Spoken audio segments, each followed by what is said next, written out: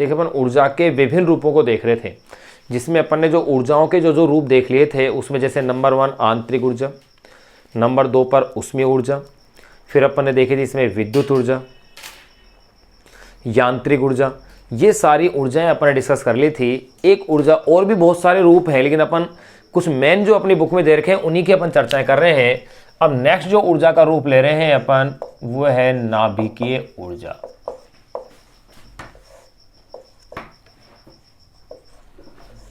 नाभिकीय ऊर्जा यानी कि न्यूक्लियर एनर्जी।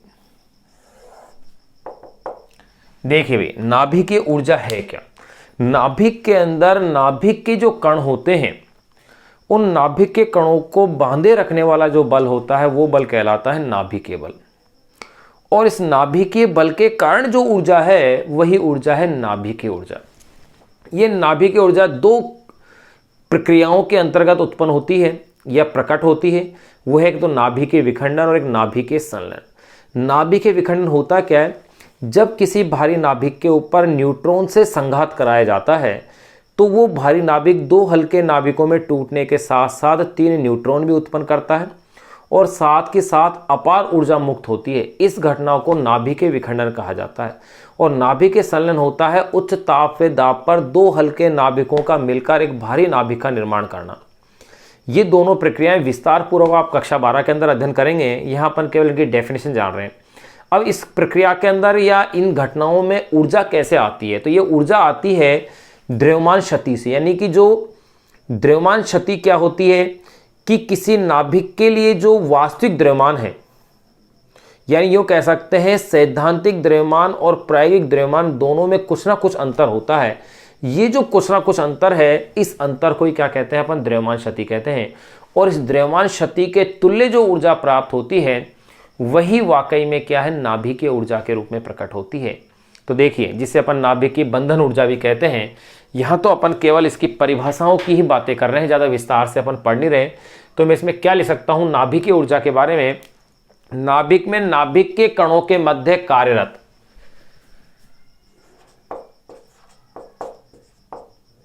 नाभिक में नाभिकीय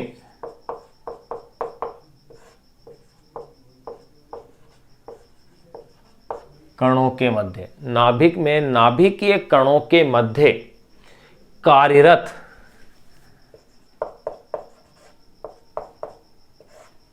नाभिक में नाभिकीय कणों के मध्य कार्यरत नाभिकीय बलों के कारण कार्यरत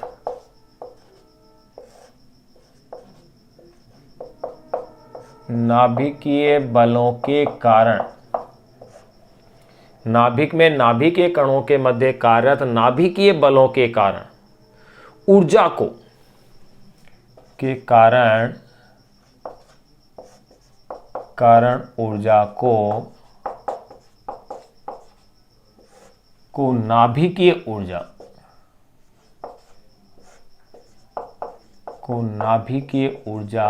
कहते हैं। अब देखिए, नाभिकीय ऊर्जा दो घटनाओं में उत्पन्न होती है।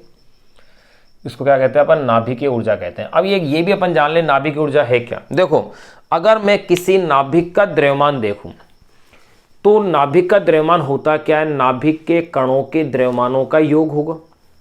लेकिन अगर प्रायोगिक रूप से अगर मैं देखूं तो वो द्रव्यमान उस नाभिक कणों के द्रव्यमानों से क्या होता है? कुछ कण होता है। यानी कि नाभिक का वास्तविक द्रव्यमान उसके नाभिकीय कणों के द्रव्यमानों से कुछ क्या होता है? कम होता है। द्रव्यमान के इस अंतर को कहा जाता है द्रव्यमान क्षति। इस द्रव्यमान क्षति के जो तुल्य जो ऊर्जा होती है उसे अपन कहते हैं नाभिकीय बंधन ऊर्जा। और यही नाभिकीय ऊर्जा के रूप में क्या होती है? प्रकट होती है। तो देखो,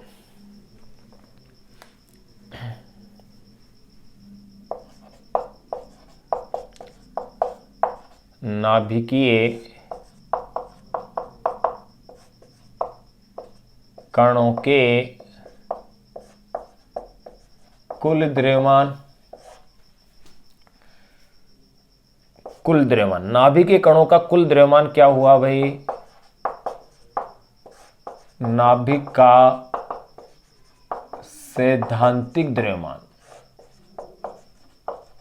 इसे अपन कहेंगे नाभिक का सैद्धांतिक द्रव्यमान। नाभिक के कणों के कुल द्रव्यमान यानी कि नाभिक का सैद्धांतिक द्रव्यमान, ये कह सकते हैं नाभिक का वास्तविक द्रव्यमान। अपन इसे इस रूप में भी लिख सकते हैं, देखो इसकी लैंग्वेज को उल्टा कर दें कि नाभिक का वास्तविक द्रव्यमान, यूं कहते हैं अपन, और थोड़ा सा आसान हो जाएगा। तो देखिएगा कहना इसको, मैं यूं कह दूं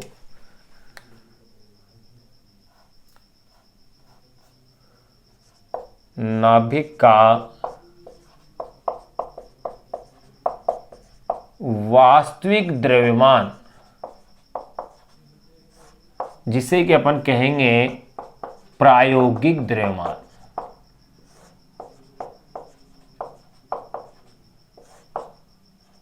नाभिक का वास्तविक द्रव्यमान या इसे अपन क्या कहेंगे, प्रायोगिक द्रव्यमान, उसके नाभिकीय कणों,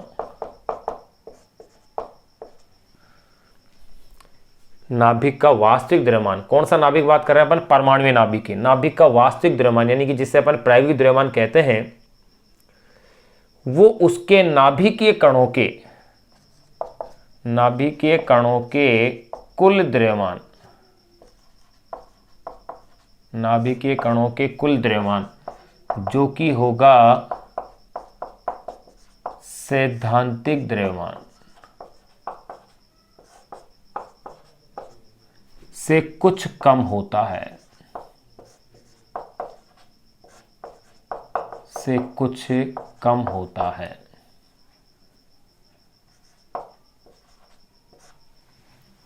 नाभिक का वास्तविक द्रव्यमान यानी कि प्रायोगिक द्रव्यमान, उसके नाभिकीय कणों के कुल द्रव्यमान यानी कि सैद्धांतिक द्रव्यमान से कुछ कम होता है।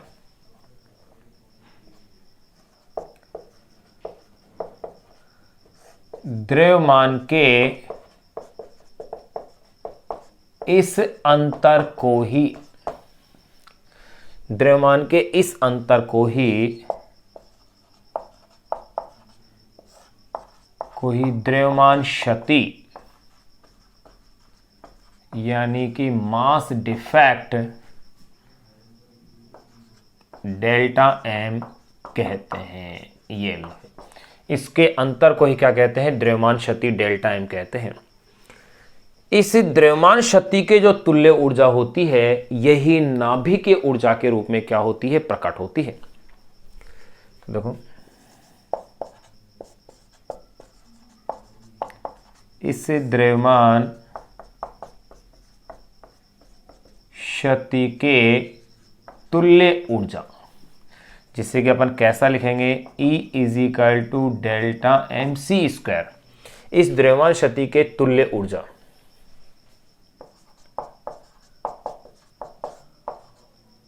नाभिकीय ऊर्जा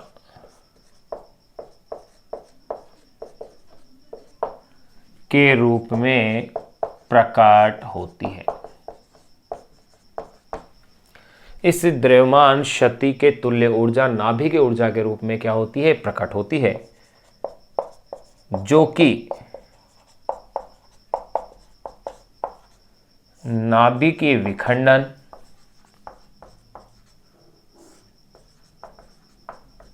व नाभिकीय संलयन, जो कि नाभिकीय विखंडन व नाभिकीय संलयन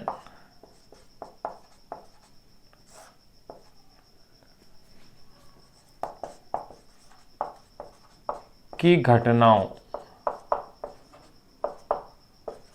में उत्पन्न होती है, जो कि नाभिकीय विखंडन व नाभिकीय संलयन की घटनाओं में क्या होती है, उत्पन्न होती है। अब देखिएगा नाभिकीय विखंडन और नाभिकीय संलयन, वैसे तो पूरा टॉपिक आपको 12वीं में पूरा एक चैप्टर अच्छे से पढ़ना है। यहाँ तो अपन एज ए केवल इनके डेफिनेशन ही जान रहे हैं, जनरल इंट्रोडक्शन अपन जान रहे हैं, ज़्यादा कोई विशेष कुछ नहीं जान रहे।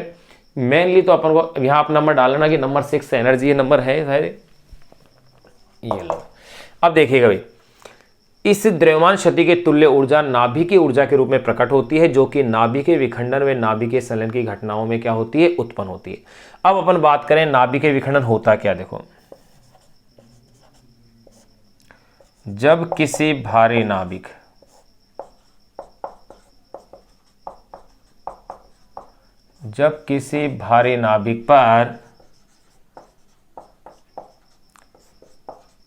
पर न्यूट्रॉन से संघात कराया जाता है,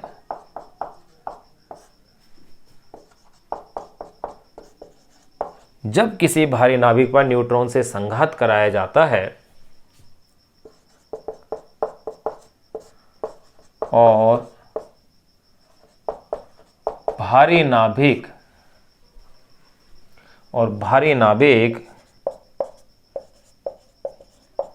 दो हल्के नाभिकों में और भारी नाभिक दो हल्के नाभिकों में टूटने के साथ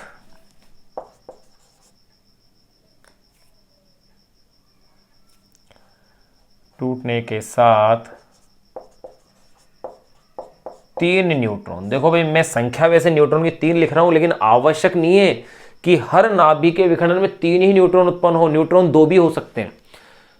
न्यूट्रॉन क्या उत्पन्न हो सकते हैं, 2। तो चलो मैं इसे ये लिख देता हूं कि जब किसी भारी नाभिक पर न्यूट्रॉन से संघात कराया जाता है और भारी नाभिक दो हल्के नाभिकों में टूटने के साथ 2 या 3 न्यूट्रॉन, क्योंकि न्यूट्रॉन की संख्या 2 भी हो सकती है, कितनी हो सकती है, 3 भी हो सकती है, या लेकिन कॉमनली आप जो लेते हैं क्लासों के हिसाब से वहां 3 न्यूट्रॉन वाली अभिक्रिया अपन पढ़ते हैं। और भारी नाभिक दो हल्के नाभिकों में टूटने के साथ 2 या 3 न्यूट्रॉन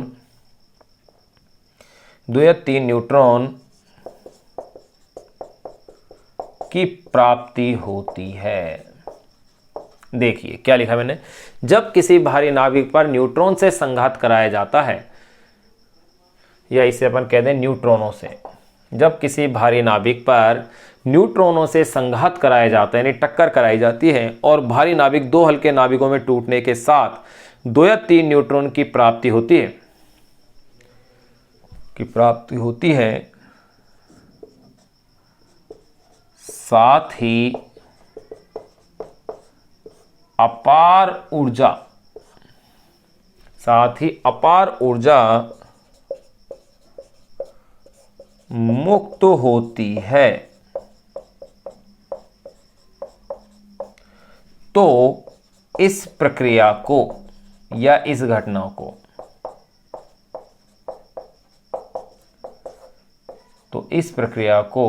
नाभिकीय विखंडन कहते हैं। यही प्रक्रिया क्या कहलाएगी, नाभिकीय विखंडन कहलाएगी। अब अपन बात कर लेते हैं भाई नाभिकीय संलयन की। नाभिकीय संलयन है क्या। देखो, नाभिकीय विखंडन पर तो आधारित जो है 2 युक्तियां अपन पढ़ते हैं, एक तो नाभिकीय रिएक्टर यानी न्यूक्लियर रिएक्टर, और एक है परमाणु बम। तो चलो इनको भी अपन लिख ही लेते हैं, इसी पॉइंट में ऐड कर लेते हैं। नाभिकीय विखंडन कहते हैं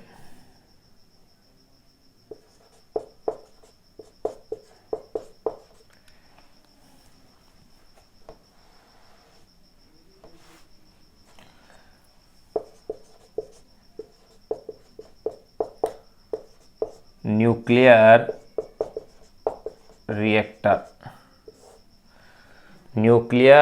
रिएक्टर वे परमाणु बम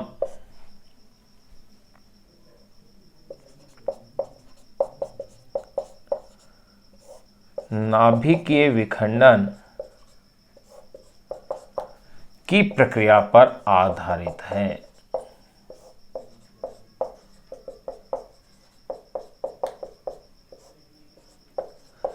ध्यान रहे, न्यूक्लियर रिएक्टर वे परमाणु बम नाभिकीय विखंडन की प्रक्रिया पर क्या है, आधारित है। लेकिन दोनों में फर्क क्या है कि जो न्यूक्लियर रिएक्टर होता है उसमें नाभिकीय विखंडन की नियंत्रित श्रृंखला अभिक्रिया होती है, जबकि परमाणु बम के अंदर अनियंत्रित श्रृंखला अभिक्रिया होती है। अब अपन लिख लेते हैं नाभिकीय संलयन। नाभि के संलयन के अंदर होता क्या है, उच्च ताप और दाब पर दो हल्के नाभिक मिलकर एक भारी नाभिक का निर्माण करते हैं और अत्यधिक मात्रा में ऊर्जा क्या होती है, मुक्त होती है। यह कहलाती है अभिक्रिया नाभिकीय संलयन। सौर ऊर्जा का जो स्रोत है अपनी पृथ्वी पर, वो उसका आधार या उसका कारण क्या है, नाभिकीय संलयन है। तो देखिए,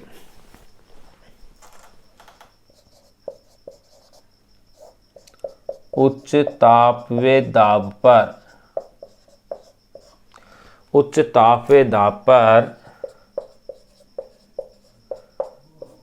दो हल्के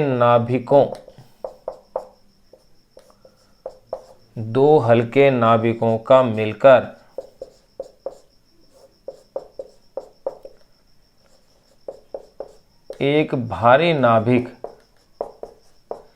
एक भारी नाभिक का निर्माण करना,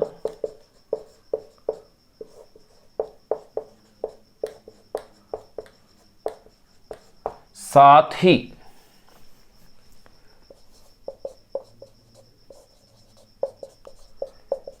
अत्यधिक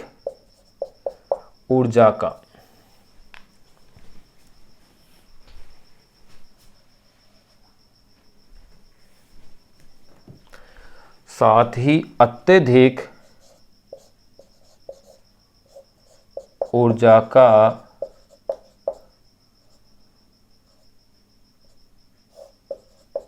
मुक्त होना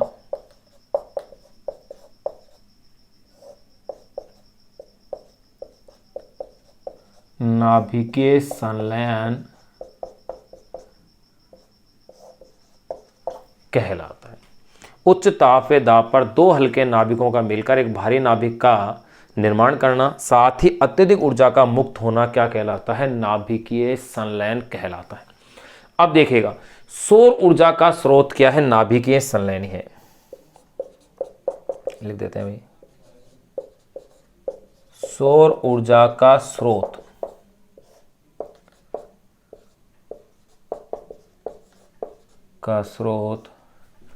नाभिकीय संलयन ही है। अब कैसे क्या घटना होती है नाभिकीय संलयन में, कैसे नाभिकीय विखंडन होती है, ये सारी चर्चाएं आप कक्षा 12 में करेंगे। जो दूसरी जो बुक है सेकंड फिजिक्स की, उसके अंदर है पूरा विस्तार से। यहाँ केवल अपन ने इंट्रोडक्शन जाना है कि नाभिकीय ऊर्जा यानी न्यूक्लियर एनर्जी होती क्या है। उसी के साथ साथ अपने द्रव्यमान क्षति, नाभिकीय विखंडन और नाभिकीय संलयन को भी अपन ने समझ लिया है। तो देखिए, नाभिकीय ऊर्जा मैंने क्या लिखा है, नाभिक में नाभिकीय कणों के मध्य कार्यरत नाभिकीय बलों के कारण ऊर्जा को नाभिकीय ऊर्जा कहते हैं। नाभिक का वास्तविक द्रव्यमान यानी जिसे अपन प्रायोगिक द्रव्यमान कहते हैं, उसके नाभिकीय कणों के कुल द्रव्यमान यानी जिसे अपन सैद्धांतिक द्रव्यमान कहते हैं, इससे कुछ कम होता है। द्रव्यमान के इस अंतर को ही क्या कहते हैं अपन, द्रव्यमान क्षति डेल्टा एम कहते हैं, यानी मास डिफेक्ट कहते हैं। इस द्रव्यमान क्षति के तुल्य ऊर्जा नाभिकीय ऊर्जा के रूप में प्रकट होती है, जो कि नाभिकीय विखंडन व नाभिकीय संलयन की घटनाओं में उत्पन्न होती है। जब किसी भारी नाभिक पर न्यूट्रॉनों से संघात कराया जाता है और भारी नाभिक दो हल्के नाभिकों में टूटने के साथ 2 या 3 न्यूट्रॉन की प्राप्ति होती है, साथ ही अपार ऊर्जा मुक्त होती है, तो इस प्रक्रिया को नाभिकीय विखंडन कहते हैं। न्यूक्लियर रिएक्टर व परमाणु बम नाभिकीय विखंडन की प्रक्रिया पर क्या है, आधारित है। उच्च ताप व दाब पर दो हल्के नाभिकों का मिलकर एक भारी नाभिक का निर्माण करना, साथ ही अत्यधिक ऊर्जा का मुक्त होना, यह भी क्या है, नाभिकीय संलयन कहलाता है। नाभिकीय संलयन कहलाता है। सौर ऊर्जा का स्रोत क्या है, नाभिकीय संलयन है। ध्यान रखना भाई, यहां अपने पास ऊर्जा के विभिन्न रूप जो है वो अपने पास यहां कंप्लीट हो जाते हैं। अब इसको पॉइंट को पूरा करने के बाद अपन ने इससे पहले ऊर्जा के विभिन्न रूप के साथ साथ ही अपन ने ऊर्जा के जो मात्रक थे उनकी भी अपन ने विस्तार पूर्वक चर्चा कर ली थी। अब इस पर आधारित एक आंकिक जो उदाहरण है यानी एग्जाम्पल नंबर 6.10 उसको अपन समझेंगे। आप इसका स्क्रीनशॉट ले लें, इसे आप नोट कर लें एज इट ऐसे के ऐसे एक बार, फिर अपन आगे का जो एग्जाम्पल नंबर 6.10 है उसको अपन अब स्टडी करते हैं कि वो एग्जाम्पल क्या कहता है। आप इसको एक बार नोट कर लें ऐसे कैसे, ताकि कोई पॉइंट आपका मिस नहीं हो।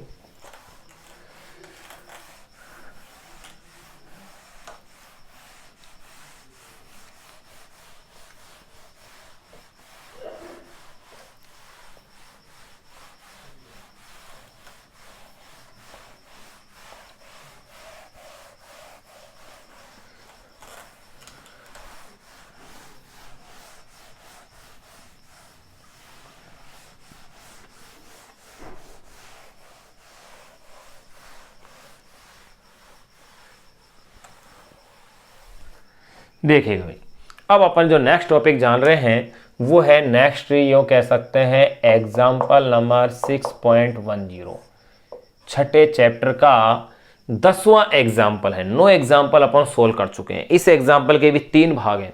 इसमें 3 अलग अलग ऊर्जाओं के शक्तियों के अपन को मान दे रखे, ऊर्जाओं के मान दे रखे हैं और उनको एक से दूसरे मात्रक में क्या कर रहे हैं, वो कन्वर्ट करवा रहे हैं। कैसे हैं देखो, नंबर ए, 3 भाग हैं, तीनों भागों को अपन साथ साथ ही सोल्व करते जाएंगे। नंबर ए कह रहे हैं डीएनए के एक आबंध को, डीएनए पूरा नाम डीऑक्सी राइबो न्यूक्लिक एसिड, क्या कहा मैंने, डीऑक्सी राइबो न्यूक्लिक एसिड, और आरएनए होता है राइबो न्यूक्लिक एसिड। क्वेश्चन में क्या कह रहे हैं कि डीएनए, ये डीएनए एक आनुवंशिक पदार्थ है, यूं कह रहे हैं कि डीएनए के एक आबंध या यूं कह सकते हैं एक बंध यानी कि बॉन्ड को, डीएनए के एक आबंध को तोड़ने के लिए आवश्यक ऊर्जा, डीएनए के एक आबंध को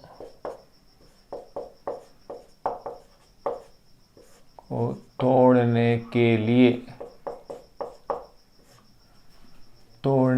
लिए आवश्यक ऊर्जा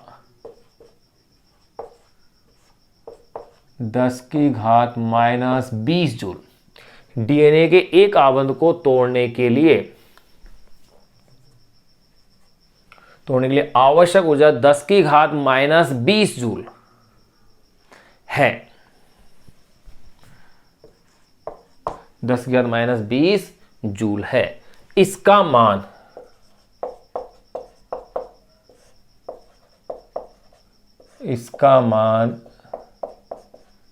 इलेक्ट्रॉन वोल्ट में बताइए। ये लो, पहला तो ये है नंबर ए भाग। अपन तीनों भागों को एक साथ लिखने के बजाय एक एक भाग को अपन साथ के साथ ही क्या करेंगे, सोल्व करते जाएंगे। देखो भाई, आपको इसकी जो ऊर्जा दी है इन्होंने, मैंने मान ली ऊर्जा ई है, वो है 10⁻⁻20 जूल।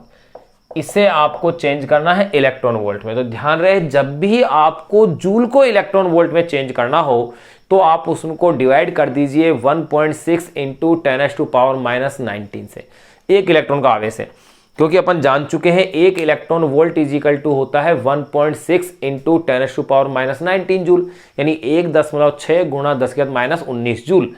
तो देखिए, इसे मैं 1 इंटू 10⁻⁻20 मैंने कह दिया है, अपॉन में 1.6 10⁻⁻19, यानी कि ये हो जाएगा मेरे पास 1 इंटू 10⁻⁻1 अपॉन में 1.6, यानी कि 0.1 अपॉन में 1.6, अर्थात 1/16, यानी कि ये वैल्यू मेरे पास जो अप्रोक्स आ जाएगी, इसको अगर मैं सोल्व करता हूं तो ये वैल्यू अप्रोक्स आएगी 0.06 इलेक्ट्रॉन वोल्ट आ जाएगी। कितनी कही मैंने, 0.06 इलेक्ट्रॉन वोल्ट, लगभग बोल रहा हूं मैं, 0.06 इलेक्ट्रॉन वोल्ट।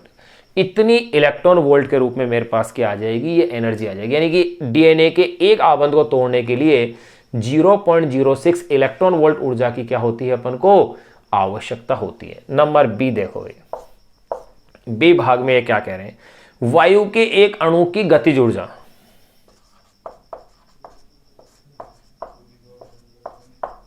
वायु के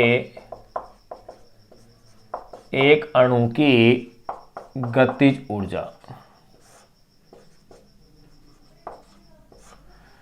वायु के एक अणु की गतिज ऊर्जा, ये कह रहे हैं 10⁻⁻21 जूल है, -21 जूल है। इसका मान इलेक्ट्रॉन वोल्ट में, यहां कैपिटल वी है वही इलेक्ट्रॉन वोल्ट वाला,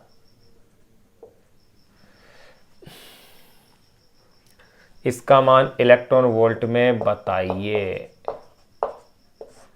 ये लो, ये क्वेश्चन है। चलो इसे भी सोल्व करते हैं। मैंने मान ली गति ऊर्जा E है, तो ये 1 इंटू 10⁻⁻21 जूल हुई।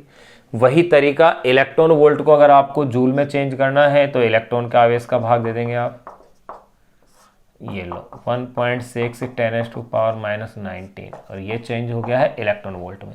इसे आप सोल्व करेंगे तो ये अप्रॉक्स आएगा 0.006 इलेक्ट्रॉन, एक जीरो और बढ़ जाएगी, बस ये फर्क आएगा। देख लो 0.00, ये तो कह रहा हूँ 0.006 के रूप में बदल जाएगी। तो देखो भाई वायु के अणु की भी अपन ने ऊर्जा निकाल ली है जो इस क्वेश्चन में दी थी अपन ने 0.006। आगे और डिजिट लेना चाहे तो एक 2 और ले दो, बस इतना सा चेंज अपन कर सकते हैं। ये लो बस इतना सा है। नंबर सी, तीसरा जो पार्ट है इस क्वेश्चन का, वो क्या कह रहे हैं, किसी वयस्क मानव का दैनिक आहार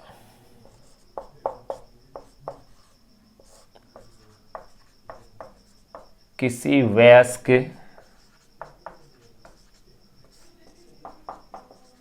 मानव का दैनिक आहार, किसी वयस्क मानव का दैनिक आहार 10⁻7 जूल है। 10⁻7 क्या है, जूल है। इसका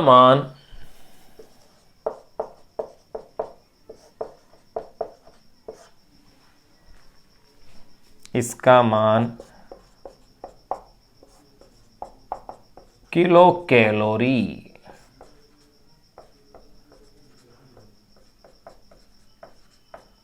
में बताइए। ध्यान रहे, आप गौर कीजिए, आप जो डाइट प्लान है या कुछ भी हो उसमें लिखा रहता है किलो कैलोरी या कैलोरी के फॉर्म में लिखा रहता है, जबकि मान क्या है, जूल के अंदर। जब भी आपको जूल को कैलोरी में चेंज करना हो तो उसे 4.2 से डिवाइड कीजिए, गुणा भाग कर दीजिए, उसे 4.2 से डिवाइड कर दीजिए। और जब कैलोरी को जूल में चेंज करना हो, कैलोरी दे रखा तो उसे 4.2 से मल्टीप्लाई। वैसे ये वैल्यू 4.18 होती है जिसे अपन 4.2 कैलकुलेशन की सुविधा के लिए अपन ले लेते हैं।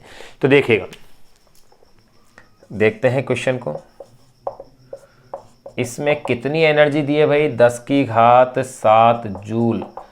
तो मैं इसे लिख सकता हूँ 10⁻7 अपॉन में 4.2। जूल की जगह भैया क्या बदल गया है भाई, कैलोरी में।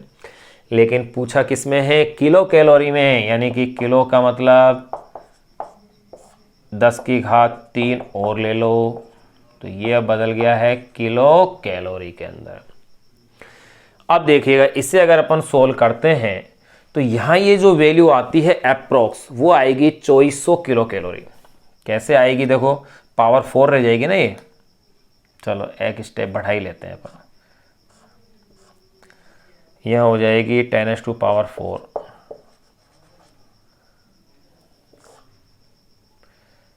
और यहाँ रह गया है 4.2।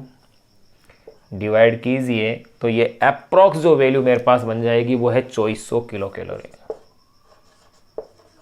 2400 किलो कैलोरी इतनी। ये लो, एक सिंपल क्वेश्चन था जिसको कि अपन ने सोल्व कर लिया है। केवल इसमें मात्रकों का रूपांतरण ही था, बाकी ऐसा कुछ विशेष इस क्वेश्चन में था नहीं। केवल जो यूनिट दे रखी थी उसी को अपन को क्या करना था, चेंज करना था।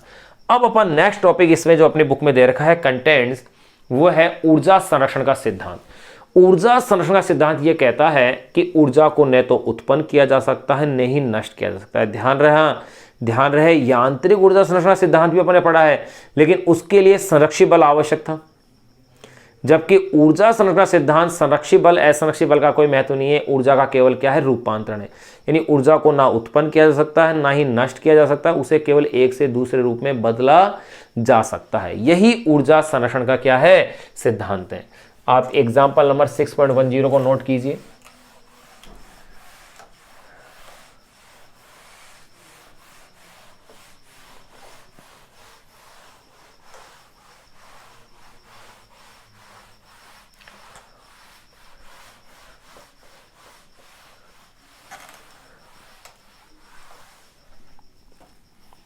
देखिएगा भाई, नेक्स्ट अपन टॉपिक जो पढ़ने जा रहे हैं वो है ऊर्जा संरक्षण का सिद्धांत।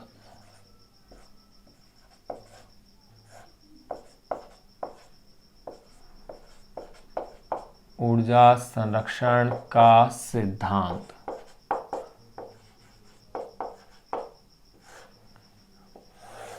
ये सिद्धांत क्या कहता है? ऊर्जा न तो उत्पन्न की जा सकती है, न ही नष्ट की जा सकती है, वह एक रूप से दूसरे रूप में रूपांतरित की जा सकती है। देखिए,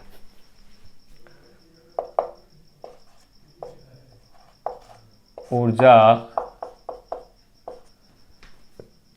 न तो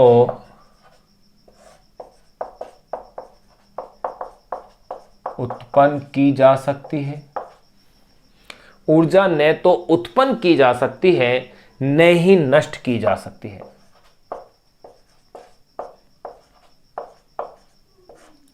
न ही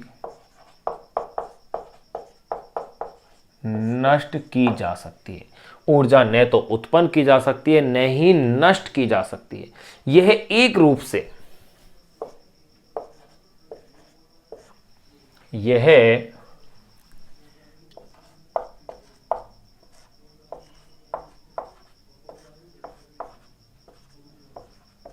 एक रूप से दूसरे रूप में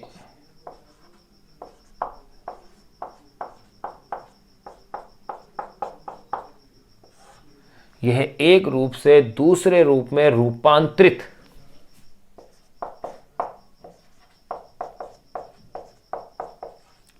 की जा सकती है। ऊर्जा न तो उत्पन्न की जा सकती है, न ही नष्ट की जा सकती है। यह एक रूप से, अपन ऊर्जा के अलग रूप पढ़ ही लिए, दूसरे रूप में रूपांतरित की जा सकती है, अर्थात कुल ऊर्जा नियत रहती है।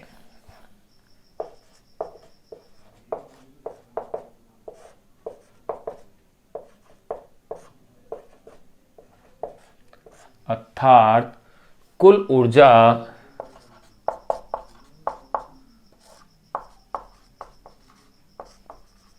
नियत रहती है। और यही क्या है? ऊर्जा संरक्षण का सिद्धांत है। यही ऊर्जा संरक्षण का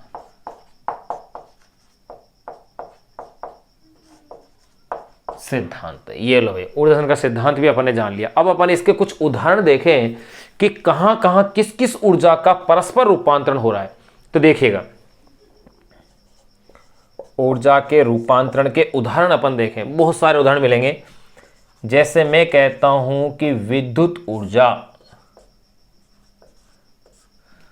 का रूपांतरण हो रहा है यांत्रिक ऊर्जा में। विद्युत ऊर्जा का रूपांतरण मैंने किसमें कहा? यांत्रिक ऊर्जा में। तो इसका मतलब यांत्रिक ऊर्जा का भी तो विद्युत ऊर्जा में रूपांतरण हो सकता है भाई। यांत्रिक ऊर्जा का भी विद्युत ऊर्जा में रूपांतरण हो सकता है। तो देखिए भाई, कहां पर यांत्रिक ऊर्जा का विद्युत ऊर्जा में और विद्युत का यांत्रिक में रूपांतरण होता है, वो एग्जांपल देखें। विद्युत जो मोटर होती है, जो मोटर होती है वो विद्युत ऊर्जा को कैसे बदलती है? यांत्रिक ऊर्जा में। लेकिन जो जनरेटर होता है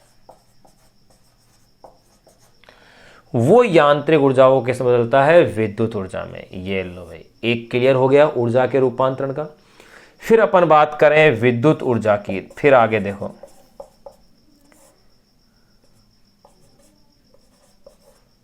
विद्युत ऊर्जा, विद्युत ऊर्जा का रूपांतरण अपन देखें किसके रूप में? प्रकाश का।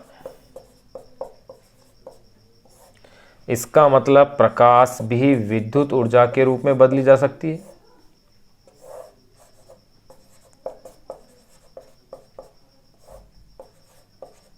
तो देखो भाई, विद्युत ऊर्जा को प्रकाश में बदलने वाली युक्ति कौन सी है? बल्ब, विद्युत बल्ब या ट्यूबलाइट। लेकिन प्रकाश को विद्युत ऊर्जा में बदल दे ऐसी युक्ति, वो है फोटो सेल, प्रकाश विद्युत सेल जिसे अपन बोलते हैं। ये लो, फोटो सेल की सहायता से विद्युत ऊर्जा को प्रकाश ऊर्जा में। तो यहां देखें आप, ऊर्जा नष्ट नहीं हो रही है, ऊर्जा का एक से दूसरे रूप में क्या हो रहा है? रूपांतरण हो रहा है। विद्युत ऊर्जा यांत्रिक ऊर्जा बदल रही है विद्युत मोटर की सहायता से। यांत्रिक ऊर्जा विद्युत ऊर्जा बदलती है जनरेटर की सहायता से, जिसे अपन जनित्र या डायनेमो भी बोलते हैं। जनरेटर को क्या बोलते हैं? जनित्र या डायनेमो। विद्युत ऊर्जा प्रकाश में बदलती है बल्ब में, और प्रकाश चेंज होता है विद्युत ऊर्जा में फोटो सेल की सहायता से। अब अपन कुछ एग्जाम्पल्स और अपन इसके देखते हैं।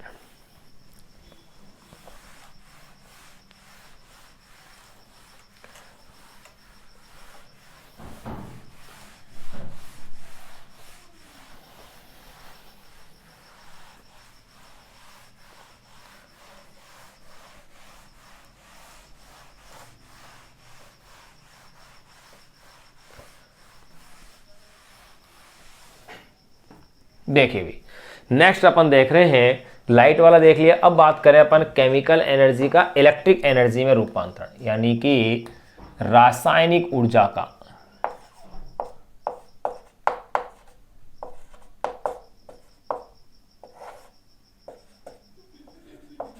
रासायनिक ऊर्जा को ये किस में चेंज हो रही है भाई? विद्युत ऊर्जा में। इसका मतलब विद्युत ऊर्जा भी रासायनिक ऊर्जा में बदल सकती है।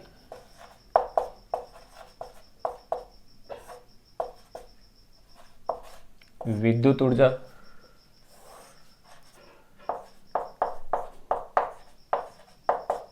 इसको चेंज करें अपन किस में? रासायनिक ऊर्जा में। तो देखो भाई, रासायनिक ऊर्जा विद्युत ऊर्जा में चेंज होती है सेल की सहायता से, जिसे अपन विद्युत सेल या ड्राई सेल जो भी कहते हैं। जो सेल होते हैं अपने बैटरी सेल, उनमें रासायनिक ऊर्जा किस में चेंज होती है? विद्युत ऊर्जा में। फिर बात करें विद्युत ऊर्जा को रासायनिक ऊर्जा में बदलने वाली युक्ति, तो वो है वोल्टामीटर।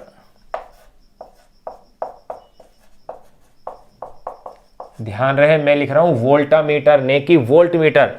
एक देखो, दो शब्द हैं, ये तो मैं लिख रहा हूं वोल्टामीटर, एक होता है वोल्ट मीटर। ये जो वोल्टामीटर है ये तो विद्युत अपघटन में काम आता है, जल के विद्युत अपघटन में प्रयुक्त होता है, और ये रासायनिक ऊर्जा को, ये विद्युत ऊर्जा को रासायनिक ऊर्जा में बदलता है। और ये जो वोल्टमीटर होता है ये विद्युत परिपथ में दो बिंदुओं के बीच में विभवांतर का मापन करता है। ये थोड़ा सा अंतर आप याद रखना कि वोल्टामीटर और वोल्टमीटर में क्या डिफरेंस है, ये अपन से गलती ना हो जाए। तो देखो मैंने यहां पर क्या लिखा है, उपकरण वोल्टामीटर लिखा है, आप गौर करेंगे तो देखो यहां ये एनर्जी ये चेंज हो गई।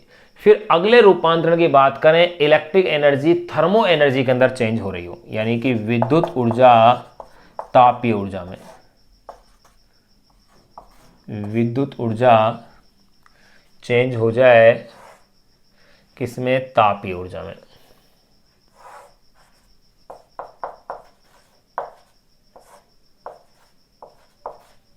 थर्मो एनर्जी में, या इसका उल्टा भी कह दें अपन,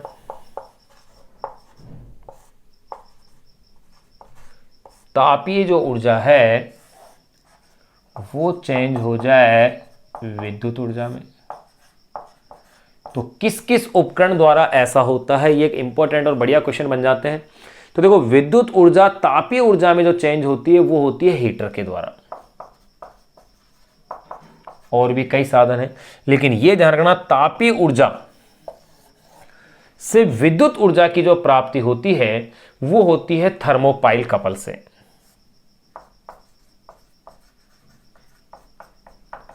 थर्मोपाइल कपल यानी कि ताप विद्युत पुंज। ताप विद्युत जो पुंज होता है वो क्या करता है? तापीय ऊर्जा को विद्युत ऊर्जा के रूप में क्या करता है? चेंज करता है। या थर्मो कपल भी कह सकते हैं, थर्मोपाइल कपल कह दें, या इसे ताप विद्युत पुंज कह दें आप सीधा। ये लो, मैं इसे ताप विद्युत पुंज लिख देता हूं।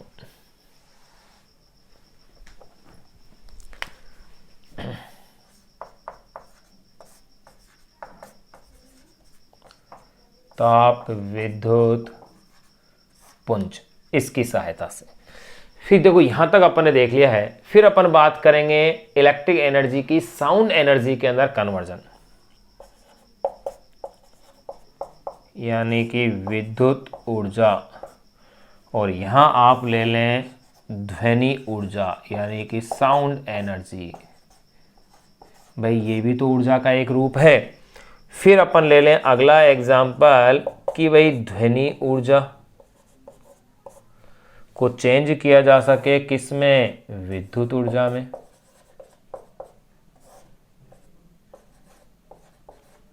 तो देखो भाई, विद्युत ऊर्जा को ध्वनि ऊर्जा में चेंज करने का जो कार्य करते हैं, एक तो विद्युत घंटी और एक लाउड स्पीकर।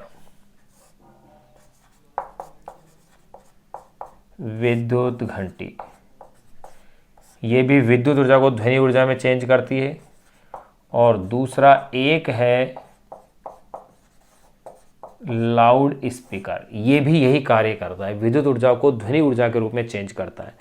फिर अगर एग्जांपल आ जाए कि साउंड एनर्जी को, भाई इलेक्ट्रिक एनर्जी कर दी, साउंड एनर्जी को इलेक्ट्रिक एनर्जी में चेंज करने वाली युक्ति का क्या नाम है, तो वहां अपन काम में लेंगे माइक्रोफोन।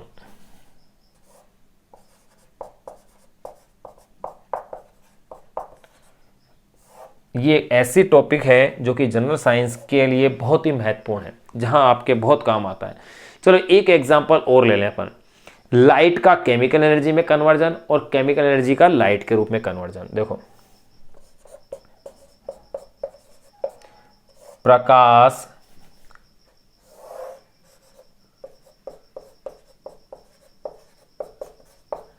रासायनिक ऊर्जा के रूप में चेंज हो रहा हो, और एक ऐसा जहां पर रासायनिक ऊर्जा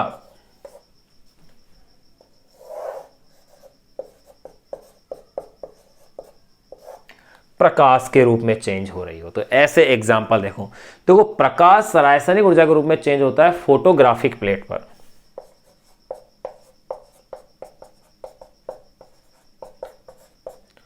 फोटोग्राफिक प्लेट पर। और रासायनिक ऊर्जा प्रकाश में चेंज होती है विद्युत टॉर्च में।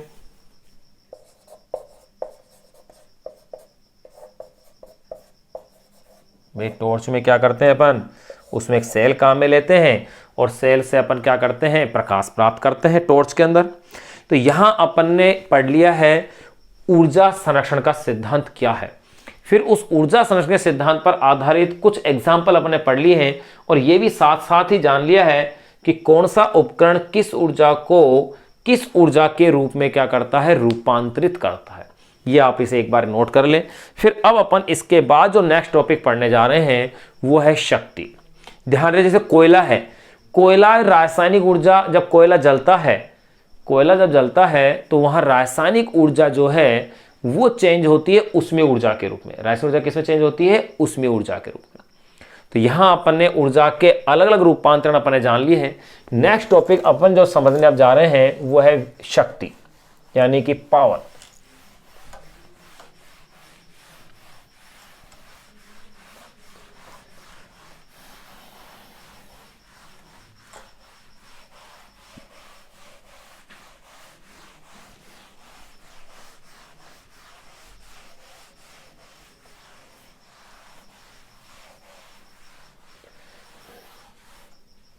देखिए भाई, शक्ति की अभिधारणा की अपन को आवश्यकता क्यों पड़ी, पहले अपन इस पे विचार करें तो आप गौर कीजिएगा।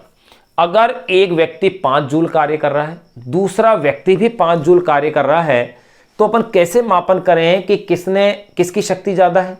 तो यहां अपन को शक्ति जैसी एक राशि की आवश्यकता पड़ी, यानी जो व्यक्ति समान कार्य को या समान ऊर्जा को कम समय में प्रोड्यूस कर रहा है या कम समय के अंदर किसी कार्य को कर रहा है, कोई व्यक्ति समान कार्य अगर समान समय में, ये भिन्न समय में कर रहे हैं, तो जो कम समय में कर रहा है उसकी शक्ति क्या है, ज्यादा है। यानी 5 जूल कार्य व्यक्ति ए ने किया, 5 जूल कार्य व्यक्ति बी ने किया, लेकिन व्यक्ति ए ने उसे 2 सेकंड में किया और व्यक्ति बी ने उसे 1 सेकंड में किया। तो जिसने कम समय में किया उसकी शक्ति क्या हो जाएगी, ज्यादा हो जाएगी। एग्जैक्टली बिल्कुल यही पावर है। तो शक्ति हुई क्या, कार्य करने की दर या इकाई समय में किए गए कार्य को अपन क्या कहते हैं, शक्ति कहते हैं। तो देखिए,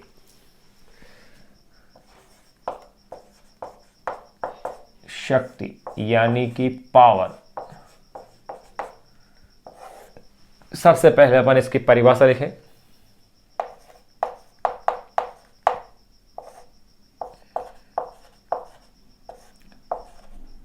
इकाई समय में किए गए कार्य या इकाई समय में किए गए कार्य या कार्य करने की दर को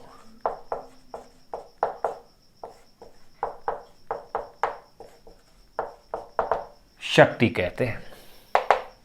इकाई समय में किए गए कार्य या कार्य करने की दर को अपन क्या कहते हैं? शक्ति कहते हैं। इसका मतलब शक्ति इज इक्वल टू क्या हुआ? तो देखो शक्ति का फॉर्मूला हो गया, अतः शक्ति इज इक्वल टू हो गया है कार्य बटा समय, क्योंकि इकाई समय में किए गए कार्य करने की दर को अपन क्या कहते हैं? शक्ति। अब शक्ति का मापन दो प्रकार से किया जाता है। एक तो किया जाता है औसत शक्ति के रूप में और एक किया जाता है ताक्षणिक शक्ति के रूप में। तो देखिए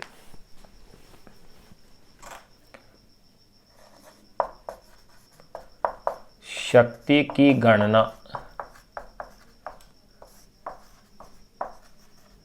मुख्यतः दो प्रकार से की जाती है।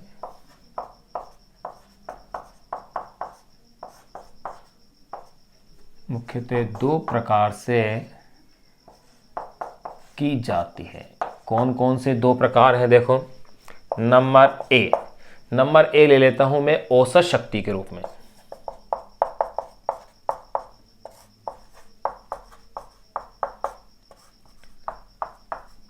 औसत शक्ति के रूप में देखिए भाई, औसत शक्ति के रूप में अपन कैसे लेंगे? P average is equal to delta W upon में डेल्टा T। ये क्या बन गई मेरे पास? औसत शक्ति, जिसको मैं क्या लिख सकता हूँ?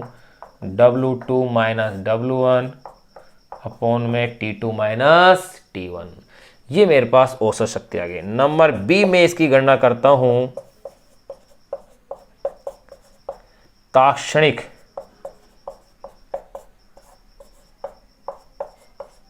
शक्ति के रूप में। देखो भाई, ताक्षणिक शक्ति में क्या है? अगर औसत शक्ति का अपन सीमांत मान ले जबकि समय शून्य की ओर अग्रसर हो, तो ये किस में बदल जाएगी? ताक्षणिक शक्ति के रूप में। ये क्या कह सकता हूं? औसत शक्ति का सीमांत मान। यूं आप कह दें, आप सिंपल औसत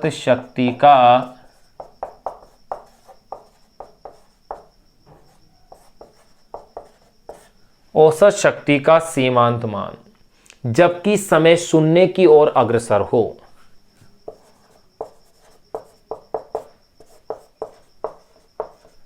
जबकि समय शून्य की ओर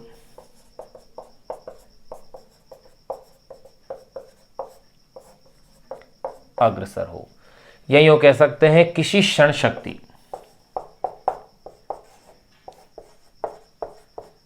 किसी क्षण जो शक्ति होगी वही कैसी होगी? ताक्षणिक शक्ति होगी। यानी कि ताक्षणिक शक्ति को अगर मैं रिप्रेजेंट करना चाहूं तो देखिए मैं यूं कह सकता हूं P इज इक्वल टू, यहां देखो आप ले लीजिए लिमिट डेल्टा T, यानी कि क्या कहा मैंने? समय शून्य की ओर क्या है? अग्रसर है। तो ये किस में लिखा जाएगा? dW अपॉन में dt के रूप में। तो ये हो गई है ताक्षणिक शक्ति P is equal to dW upon में dt। यहां मेरे पास ये फॉर्मूला आ गया है ताक्षणिक शक्ति का। अब जरा इस फॉर्मूले से मैं कुछ और महत्वपूर्ण बिंदुओं की अपन कुछ बातें इसमें करेंगे। आप ये फॉर्मूला एक बार यहां तक नोट कीजिए, P is equal to dW upon dt। इससे देखो साफ स्पष्ट हो रहा है कि अगर कार्य और समय में अगर मैं ग्राफ खींचूं तो उस ग्राफ की जो ढाल होगी, उस ग्राफ की यानी कार्य समय वक्र की जो ढाल होगी वो ताक्षणिक शक्ति को क्या करेगी? दर्शाएगी।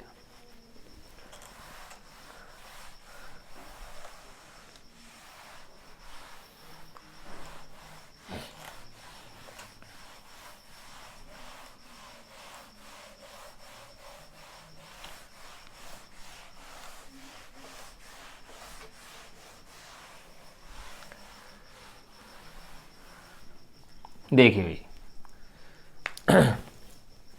मेरे पास क्या फॉर्मूला आया है? P is equal to dW upon में dt। तो ये समीकरण मेरे पास क्या कहती है? देखो ध्यान रखना, अपन ने तीसरे चैप्टर में चीजें बहुत अच्छे से एक्सप्लेन की थी ग्राफ वाली। तो यहां मैं यूं कह सकता हूं कि कार्य समय वक्र का ढाल, कार्य समय वक्र का ढाल,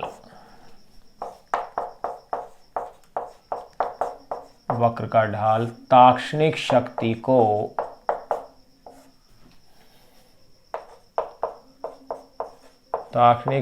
को दर्शाता है। ये लो है, कहने का तात्पर्य क्या हुआ कि अगर देखो मैं अगर ग्राफ लेता हूं इस एक्सिस पर टी को, इस एक्सिस पर मैं डब्लू को, यानी इधर समय को और इधर किसको ले रहा हूं मैं, ये समय को और इधर कार्य को, इसमें अगर ग्राफ लेता हूं और ये कोण थीटा है, तो जो शक्ति होगी P, यानी इसके लिए जो मेरे पास शक्ति होगी, यूं कह सकता हूं मैं, इसकी अगर प्रवणता निकालूं इस ग्राफ की, देखो प्रवणता, ढाल, यानी प्रवणता से तात्पर्य मेरा क्या होगा, ढाल, प्रवणता कह दूं या ढाल कह दूं, यानी कि tan थीटा, लंब बटे आधार, लंब ये वाली साइड यानी कि W, और आधार यानी कि मेरे पास क्या आ गया भाई, समय आ गया। यानी कि मैं अगर ये देखता हूं तो tan theta is equal to क्या होगा, dw अपॉन में dt इज इक्वल टू क्या बन गया, P। अब देखो P is equal to dw upon में dt आ रहा है, इसी से मैं अगर देखना चाहूं तो dw इज इक्वल टू क्या हो गया है, P dt, या W इज इक्वल टू आप समाकलन कर दीजिए P dt। तो अपने आप स्पष्ट हो गया कि अगर शक्ति और समय में मैं ग्राफ खींचूं तो इससे घिरा हुआ जो क्षेत्रफल होगा वो किसको दर्शाएगा, कार्य को दर्शाएगा। कहने का तात्पर्य यह है, ये देखो भाई, अगर मैं यहाँ P को और यहाँ अगर मैं T को लूँ और अगर सपोज करो ये ग्राफ यूँ आ रहा है, तो ये जो ग्राफ है, इस ग्राफ का ये जो एरिया होगा, ये एरिया किसको दर्शाएगा, कार्य को दर्शाएगा। तो क्या कह सकता हूँ, शक्ति समय,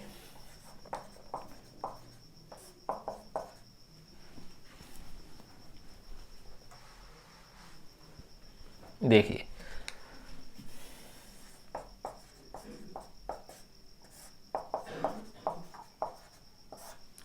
शक्ति समय वक्र से घिरा क्षेत्रफल,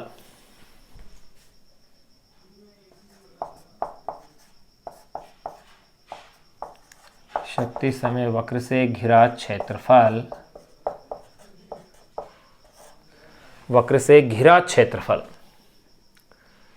कार्य के बराबर होता है।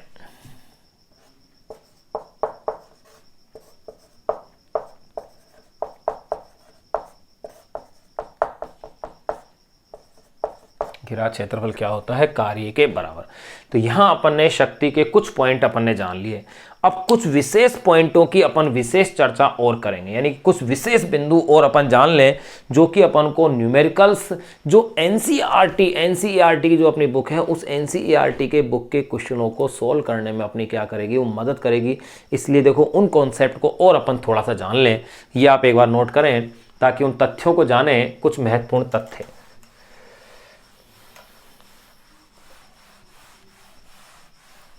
जो कि अपन शक्ति में ही पढ़ रहे हैं।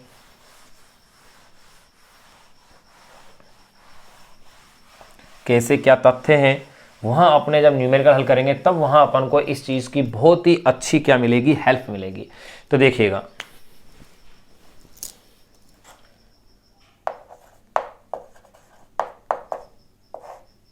शक्ति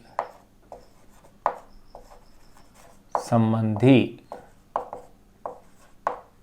कुछ महत्वपूर्ण तथ्य,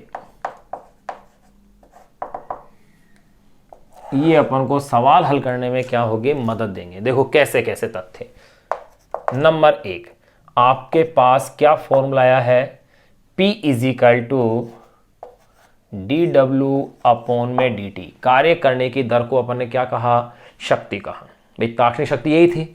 अब देखिएगा अपन ये तथ्य निकाल रहे हैं, एक तरह फॉर्मूले बन रहे हैं छोटे छोटे से। अब देखिएगा, चूंकि W इज इक्वल टू क्या होता है, F vector dot S vector, यानी बल और विस्थापन का अदिश गुणनफल।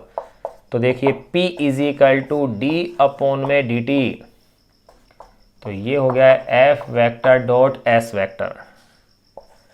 अगर बल नियत हो तो देखो नियत बल के लिए, यानी बल को अपन इससे बाहर कर दें तो ये समीकरण कुछ इस तरह से लिखी जा सकती है।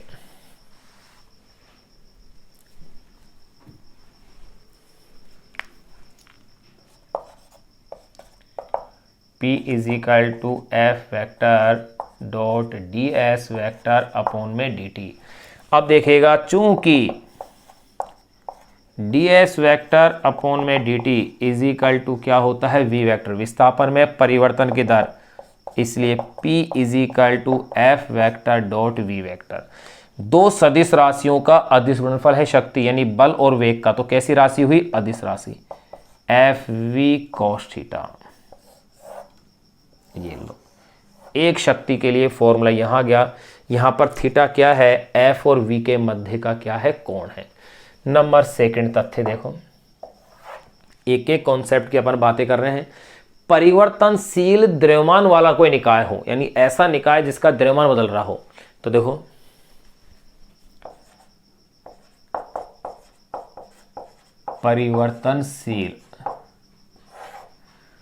परिवर्तनशील द्रव्यमान वाले निकाय के लिए, परिवर्तनशील द्रव्यमान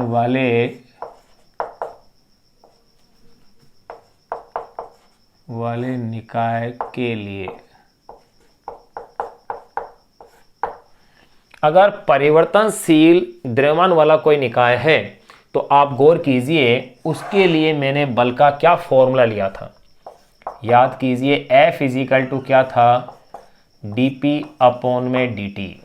ध्यान रखना यहां पर स्मॉल p संवेग को शो करता है, कैपिटल P किसको शो कर रहा है, पावर को, यानी कि शक्ति को। दोनों में फर्क है, ये संवेग है और वो क्या है, शक्ति है। अब देखिएगा मैं इसी को आगे कैसे लिख रहा हूं, संवेग का मतलब द्रव्यमान इंटू वेग।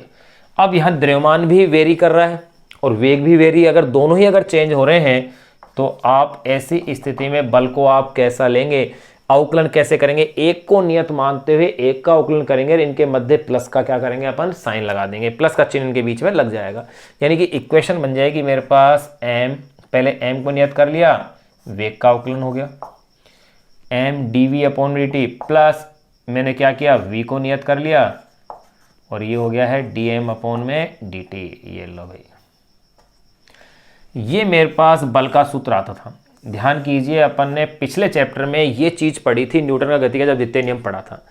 अब यहां गौर करें, अगर वेग नियत हो, भाई द्रव्यमान तो चेंज हो रहा है, वेग कैसा हो, नियत हो, तो देखो v के नियत होने पर, भाई इसमें दो संभावनाएं पड़ी थी, आपने याद हो तो, एक तो पढ़ा था जब द्रव्यमान नियत हो और एक जब क्या हो, वेग नियत हो। तो यहां मैं वेग नियत वाला कॉन्सेप्ट लेके चल रहा हूं। वेग नियत होने पर, वेग अगर नियत है तो dv अपॉन dt ये तो क्या हो गया, जीरो हो गया, और अगर द्रव्यमान नियत है तो ये जीरो हो जाएगा। तो वेग नियत होने पर F इज इक्वल टू क्या रह जाएगा मेरे पास, v dm अपॉन में dt, ये मेरे पास बल आ जाएगा। अगर ऐसा है तो देखिएगा शक्ति का फॉर्मूला क्या है, इसलिए P is equal to F V से, बल और वेग एक ही दिशा में हो तो P is equal to F की वैल्यू v dm अपॉन में dt इंटू v, तो ये लो P is equal to V square dm upon में dt। ये फॉर्मूला आपके उसमें क्या करेगा, काम करेगा, P is equal to V square dm upon में dt। इस फॉर्मूले को अपन शक्ति के इस फॉर्मूले को वहां क्या कर सकते हैं, यूज कर सकते हैं, अगर वेग को नियत दे रखा हो तो। यहां तक की चीज अपने पास ये क्या हो गई है, क्लियर हो गई है। अब देखिए इसी में फिर आगे अपन और बढ़ सकते हैं। यदि अगर किसी मशीन गन से, तीसरा पॉइंट मैं यहां ले लूं,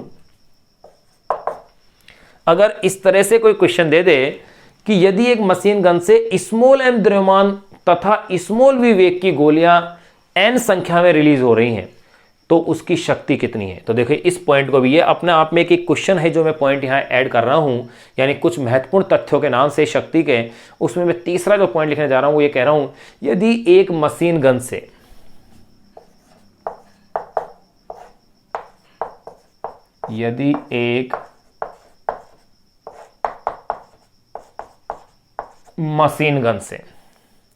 स्मॉल m द्रव्यमान तथा स्मॉल v स्मॉल m द्रव्यमान तथा स्मॉल v वेग। यदि एक मशीन गन से स्मॉल m द्रव्यमान तथा स्मॉल v वेग की स्मॉल n गोलियां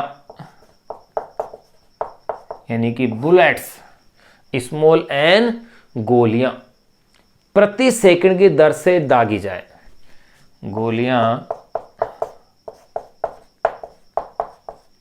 प्रति सेकंड की दर से दागी यानी कि फायर की जाए, प्रति सेकंड की दर से दागी जाए यानी फायर की जाती है, की दर से दागी जाती है। n गोलियां प्रति सेकंड की दर से क्या होती है, दागी जाती है। तो उसकी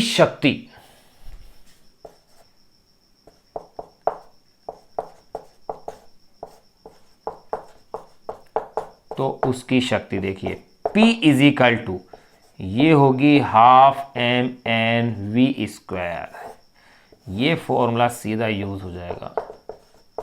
तो उसकी शक्ति P is equal to half M N V square होगी। तीन कॉन्सेप्ट अपन ने इसके जान लिए हैं और क्या है समझ लिए हैं। शक्ति है क्या ये जान लिया। अब अपन इसके 2 पॉइंट्स और जान लेंगे या 1 पॉइंट और जान सकते हैं, वो अगर नहीं लिखें तो भी चल सकता है। लेकिन अपन पिछले चैप्टर में एक क्वेश्चन किया था, याद कीजिए, किसी दीवार के ऊपर पानी गिर रहा है तो उससे कारण दीवार पर लगने वाला बल का जो फॉर्मूला आया था, किसी पाइप से पानी गिर रहा था, न्यूमेरिकल किया था अपने क्वेश्चन पिछले चैप्टर में। तो दीवार पर लगने वाले बल का जो फॉर्मूला आया था F is equal to A V का स्क्वायर इंटू रो। रो यहाँ पर उस द्रव का क्या था, घनत्व था। F is equal to A V का स्क्वायर रो। तो यहाँ अपन इस कॉन्सेप्ट को लिख करके फिर शक्ति पर आधारित जो अपनी बुक में एक एग्जाम्पल दिया हुआ है, एग्जाम्पल नंबर वो जो दे रखा है वो है 6.11, उसको अपन सोल्व करेंगे। फिर शक्ति के जो मात्रक है उस एग्जाम्पल को सोल्व करने से पहले शक्ति के मात्रकों की चर्चा करेंगे कि शक्ति का मात्रक वाट होता है, अश्व शक्ति या हॉर्स पावर होता है, उनको भी अपन समझेंगे। फिर एग्जाम्पल सोल्व करने के बाद लास्ट टॉपिक अपने पास इस चैप्टर का बचेगा, वो है संघटन यानी कि टक्कर। एक बार आप इसे नोट करें, एज इट ऐसे कैसे, आप इसका स्क्रीनशॉट भी आप इसका ले सकते हैं। महत्वपूर्ण तथ्यों में अपन ने 3 तथ्य जान लिए हैं, 4 तथ्यों की अपन बातें करेंगे बस। फिर अपना शक्ति का जो टॉपिक है वो भी वेल अपडेट अपना कंप्लीट हो गया है, ताकि अपन को न्यूमेरिकल्स हल करने में सुविधा हो। ध्यान रखना 2 न्यूमेरिकल्स ऐसे हैं अनसोल्ड जो अपने उस चौथे कॉन्सेप्ट पर ही आधारित होंगे और बहुत ही आसानी से अपन उन क्वेश्चन को क्या है सोल्व कर पाएंगे।